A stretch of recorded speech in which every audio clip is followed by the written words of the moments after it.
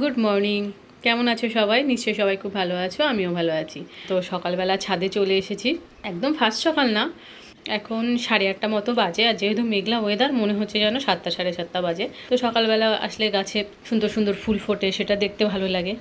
আর আমার গাছে ছোট ছোট পাতি লেবু ধরেছে। গরমের সময় না, এই আমের ফুলটা যে টাইমটায় আসে তার আগে আগে লেবুর ফুল ধরে। তো সেই সময় তো একটাও ফুল হয়নি। বর্ষায় যে ফুলগুলো আসলো, দেখলাম ওই ফুল থেকে অনেক লেবু ধরেছে। তো এখানে আমার প্রচুর ঘাস হয়েছে। বর্ষাকালে এই একটা সমস্যা, জানো তো, প্রচুর পরিমাণ ঘাস হয়। তো সেই ঘাসগুলোই তুলছি। মাটিটা একটু বেশি শক্ত হয়ে গেছে, ঘাসটা যদি টেনে ছিঁড়তে যাই কেটে যাচ্ছে, গোড়া থেকে উঠে আসছে না। আর কেটে গেলে দুদিন পর সেখান থেকে আবার ঘাস হবে। সেই জন্য আমি এই নিড়ানি দিয়ে শিকড়টা শুদ্ধ তুলে নিচ্ছি। এরকমভাবে তুললে তাহলে আর ঘাসটা সহজে হবে না।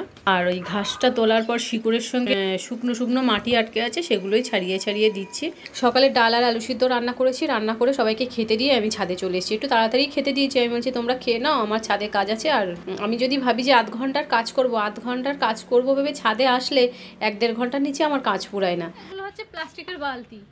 তো প্লাস্টিকের টবের থেকে এই বালতিগুলো ভীষণ শক্তপোক্ত এবং অনেক দিন পর্যন্ত ভালো থাকে। দাঁড়াও তোমাদেরকে দেখাই। এই গামলাটা, এই যে গামলাটা লঙ্কা চারা লাগানো, এই গামলাটা, এটার বয়স 5 থেকে 6 বছর, কিচ্ছু হয়নি, না রোদে নষ্ট হয়েছে। 5 থেকে 6 বছর যদি একটা গামলা যায়, এর থেকে আর কি চাই বলো। 100 টাকা নিয়েছিল, 100 টাকার টব এর থেকে অনেক ছোট হয়, এতে প্রচুর পরিমাণ মাটি ধরে। সেজন্য আমি এখন এই টবের পরিবর্তে প্লাস্টিকের এই গামলা বালতিগুলো কিনি। আমি এখান থেকে কত বছর আগে বলছি, আমার ছাদ বাগান সবে শুরু করি, তখন ওই ছোট ছোট এই 40 টাকা না কত করে ছোট ছোট টবগুলো নিত, সেইগুলো কিনতাম। একটা দোকানে অর্ডার দিয়ে বড় টব নিয়ে এসেছিলাম। সে সময় বড় টব তাল দিতে কোথাও রাখতো না, তো সেই জন্য আমি অর্ডার দিয়ে মাটির বড় টব নিয়ে এসেছিলাম। টবগুলোর পিস নিয়েছিল 90 টাকা। এখান থেকে ছাদ বাগান শুরু করেছি কবের কথা বলি, তখন প্রায় 8-9 বছর কি 10 বছর হতে যায়। অনেক দিন আগে থেকেই, মানে তখন একটা দুটো বেগুন চারা, লঙ্কা চারা আর ফুল গাছ এই লাগাতাম। আস্তে আস্তে আস্তে আস্তে বেড়েছে। তো সেই সময় 90 টাকা পিসে আমি টবগুলো কিনেছিলাম, প্রায় 1000-1200 টাকার টব কিনেছিলাম। এবং আমার হাজবেন্ড খুব বকেছিল, আমার মনে আছে, বলছে এত টব কেন লাগাচ্ছ ছাদের উপরে। তখন আমাদের এই মোটরও ছিল না, নিচ থেকে জল বয়ে বয়ে গাছে দিতাম। তখন আমাদের একতলা ছিল, এখন দোতলা, তখন একতলা ছিল, ওই জন্য জল দিতে পারতাম। আর অল্প কটা গাছ ছিল, তো নিচ থেকে জল বয়ে বয়ে নিয়ে আসতাম। এখান থেকে 8-10 বছর আগের কথা। তো সেই সময় থেকেই আমার ছাদ বাগানের শুরু। এখন আমি এই বালতিগুলো কিনে এনেছি। এই বালতিগুলো সাধারণত খুব একটা দোকানে পাওয়া যায় না, আমাদের এখানে বুধবার করে বাজার বন্ধ থাকে। আর বুধবার করে ফুটপাতে এই সমস্ত প্লাস্টিকের জিনিস নিয়ে বসে। তো এই বালতিগুলো এত টেকসই হয়, টবের থেকে অনেক ভালো এবং অনেকটাই বড়। আমার ছাদে যা টব কিনেছিলাম তার অর্ধেকের বেশি টব ভেঙে গেছে। কি করে জানো তো? ওই আমি তো টব সরাসরি ছাদের উপরে রাখি না, কোনো ওই পাথর দিয়ে ইট দিয়ে উঁচু করে রাখি, যাতে ছাদে জলটা না বসে। জোর হাওয়া দেয়, ওই টবগুলো উপর থেকে ছাদের উপরে পড়ে যায়, গিয়ে গিয়ে আমার বেশিরভাগ টব ভেঙে গেছে। ওইখানে ওই জোয়ান গাছ ছিল, জোয়ান গাছটা পড়ে ভেঙে গেছে, ওটা লাগাবো। এই যে এটাকে কি গাছ বলে আমি নাম জানি না, বেত গাছ বলে এগুলোকে। এই গাছটা অনেক ঝাঁকড়া হয়ে গেছে, এর গোড়ায় অনেক চারা বেরিয়েছে। তো এই গাছটাকে দুভাগ করবো, মানে দুটো টবে লাগাবো, তাহলে আরও নতুন নতুন চারা বেরোবে। নাহলে টবে তো নতুন চারা আর বার হতে পারছে না, ছোট হয়ে গেছে টবটা। তাহলে আমার কিনতে হলো না। ভেবেছিলাম এরকম আর একটা কিনবো, দুটো হলে দেখতে ভালো লাগবে আরও। তো ভাবছি আর কিনবো না, এই থেকেই ভাগ করে লাগিয়ে দেবো। গোড়া থেকে আবার গাছ বেরোবে, গাছগুলো বড় হবে। তো এই যে বালতিগুলো না আমি ছিদ্র করে নিয়ে এসেছি, 3টে করে ছিদ্র করেছি ছোট ছোট।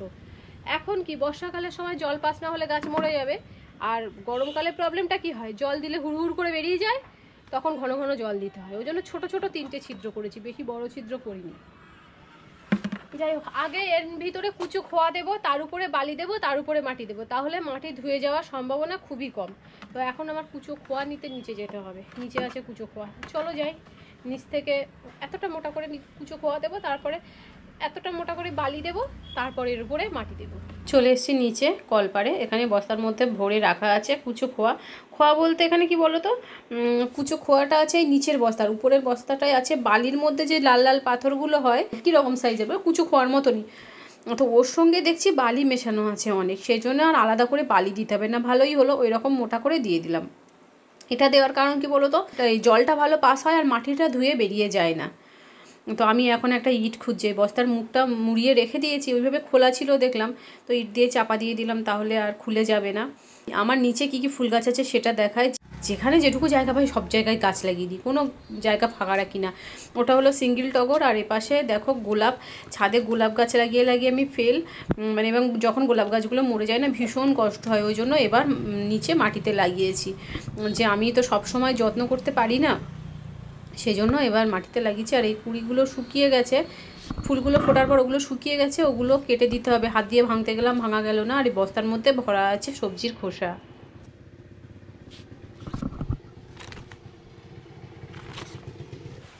ও বাবা, আর বলো না, সিঁড়ি ভেঙে 3 তলায় উঠতে হাঁপিয়ে যায়। তার মানে কি শরীর এখনো ফিট হয়নি বাবা। আগে এতটা হাঁপাতাম না, নিচ থেকে বয়ে বয়ে ইট তুলতাম, ইট তুলে তোমার ওই টবগুলো রাখি, কষ্ট হয়নি। বয়স হয়ে যাচ্ছে না শরীর খারাপ হলো তাই কষ্ট হচ্ছে, বুঝতে পারছি না, বয়সই হচ্ছে মনে হচ্ছে, বুঝলে। এই বস্তার মধ্যে মাটি ভরা,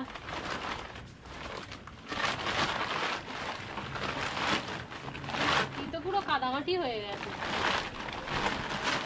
এই মাটিটা আমি তৈরি করেই রেখে দিয়েছিলাম, ডিমের খোসা, সবজির খোসা পচা, মাটি, খোল, এই সমস্ত মিশিয়ে তৈরি করা ছিল। এক বস্তা মাটি তৈরি করে রাখলে কি বলো তো, যখনই দরকার হয় দরকার মতন ব্যবহার করতে পারি। নাহলে কোনো গাছ লাগাতে গেলে মাটি তৈরি করো, বিশেষ করে বর্ষাকালে তো মাটি তৈরি করা সমস্যাই হয়ে যায়। তো এটা বর্ষা শুরুর আগে থেকেই আমি এক বস্তা মাটি তৈরি করে রেখে দিয়েছিলাম। তো বেশি আর নেই, আবার ভাবছি একটা ফুলের গাছ এনে লাগাবো, তো তার জন্য আমাকে আবার নতুন করে মাটি তৈরি করতে হবে। দেখো এই গাছটা টব থেকে তো বার করলাম, বার করে এখন দুভাগ করব, তার জন্য নিড়ানিটা নিয়ে আসলাম। মনে হচ্ছে কুড়ুলটা আনলে ভালো হতো। তো যতটা সহজ আমি ভেবেছিলাম মাঝখান থেকে নিড়ানি দিয়ে চার দিয়ে দুটো ছাড়িয়ে ফেলবো, 2 ভাগ হয়ে যাবে, কিন্তু একটার সঙ্গে একটা এমনভাবে জয়েন্ট হয়ে আছে, শিকড়গুলো শক্তভাবে আটকে আছে, ছাড়াতেই পাচ্ছিলাম না। প্রায় 15 মিনিট ধরে যুদ্ধ করার পরে এই 2 ভাগ করলাম, তাও একদিকে বেশি গাছ এসে গেছে আর একদিকের ভাগে কম গাছ এসে গেছে। যাই হোক, শেষ পর্যন্ত পেরেছি, এটাই অনেক। আর শিকড়গুলো এত বেশি হয়ে গেছিলো, খানিকটা কেটে দিয়েছি।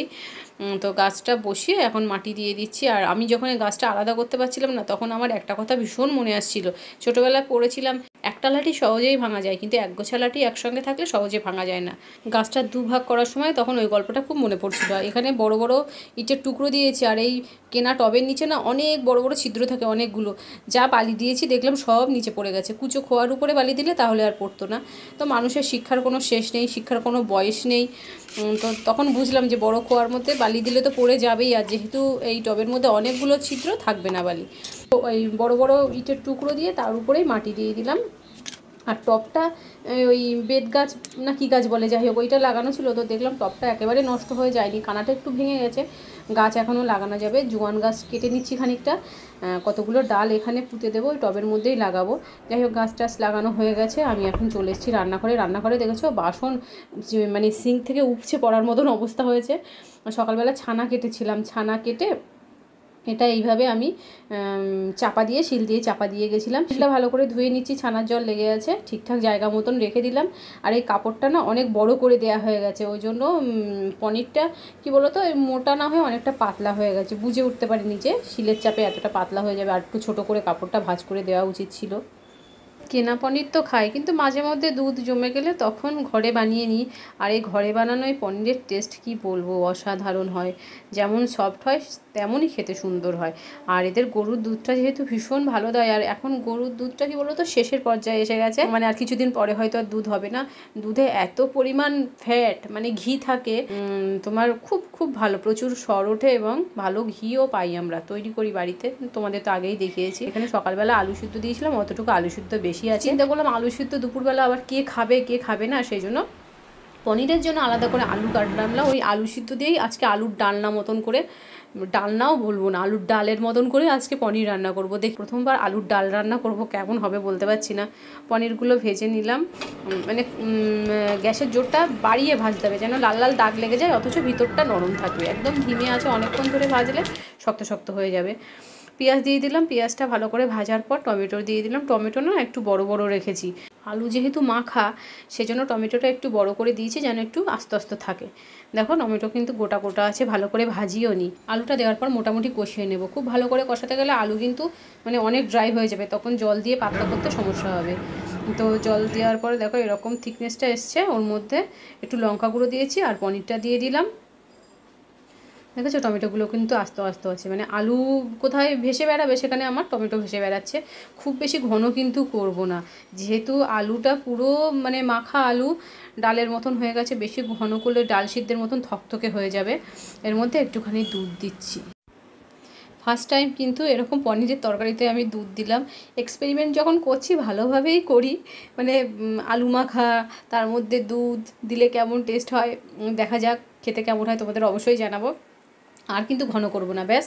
এর মধ্যে সবশেষে দিয়ে দেব রোস্টেড জিরে গুঁড়ো আর গরম মশলা। ঘি দেবো না, পনিরের তরকারিতে একটু করে ঘি দিই, আজ আর ঘি দেবো না, কেননা এটা গরুর দুধের পনির তো ওই জন্য ঘি দিলাম না।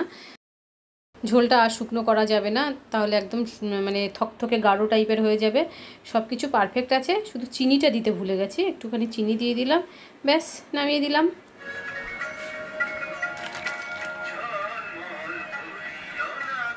সত্যি বলছি দারুণ খেতে হয়েছে, দারুণ। আর এই গরুর দুধের পনিরের কথা কি বলবো, মানে ভীষণই সফট, খেতে হেভি সুস্বাদু।